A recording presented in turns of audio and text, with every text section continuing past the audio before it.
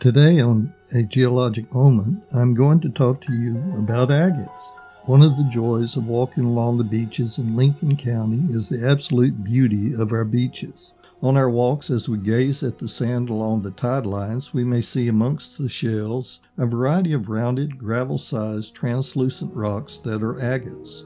An agate is a translucent, cryptocrystalline variety of quartz, being a variegated chalcedony, frequently mixed or alternating with opal, and frequently characterized by colors arranged in alternating stripes or bands, in irregular clouds, or in moss-like forms. It is not a rock nor a mineral, but rather in the scientific field of mineralogy, it is called a mineraloid due to its amorphous physical properties and geochemical composition. There are two general geologic environments where agates are formed. One, they form in large cavities and fractures found in extrusive volcanic rock and ash that had an original temperature of around 2,000 degrees Fahrenheit or 1,093 degrees centigrade. And two, in sedimentary rocks where agates are predominantly formed by silicification of concretions or by replacement of soluble mineral species such as sulfates, for example, anhydrite gypsum, or carbonates, for example, calcite or dolomite, by silica. Agates that form in large cavities in volcanic rocks are filled with a porous solution that is a hydrothermal silica solution from which quartz separates. The quartz in the solution moves from an area of high concentration to an area of low concentration. Over time, a colloid forms and adheres to the walls of the cavity. Colloid particles of different microscopic quartz crystal sizes develop separately into bands that form from the edge of the cavity to the interior of the cavity. The different color bands are due to metallic impurities that are in the colloidal solution. Agates get their color from the impurities that are present in the silica-rich groundwater that forms the agates.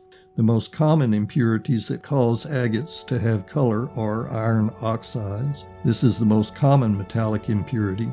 Iron oxide can cause agate to be red, brown, or yellow. Manganese oxide, this impurity can cause agates to be purple or pink. Chlorite, this impurity can cause agates to be green. Limonite, this impurity can cause agates to be yellow or brown. Hematite, this impurity can cause agates to be black.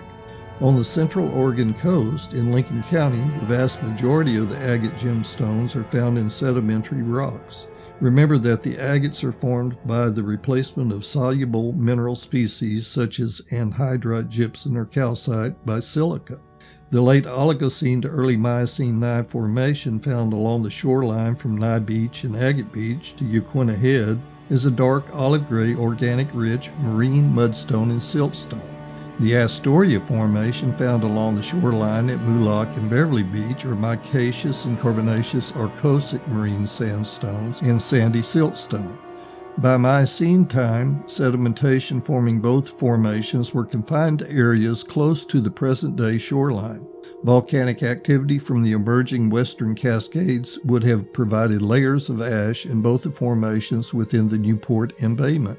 The Columbia River basalts were flowing down the then existing Columbia River and would eventually invade the Newport embayment, forming the headland features that bracket today's Moolock and Beverly Beach. All of the volcanic activity would have provided more than enough silica in the groundwater to replace the soluble sulfates or carbonates to form the agates. The agates formed in sedimentary rock along our coastline are generally white to yellow in color. If you find banded agates on your wall, they most likely came by stream or by oceanic littoral currents from the erosion of the agates out of the basalt lava flows found inland and along the coastline.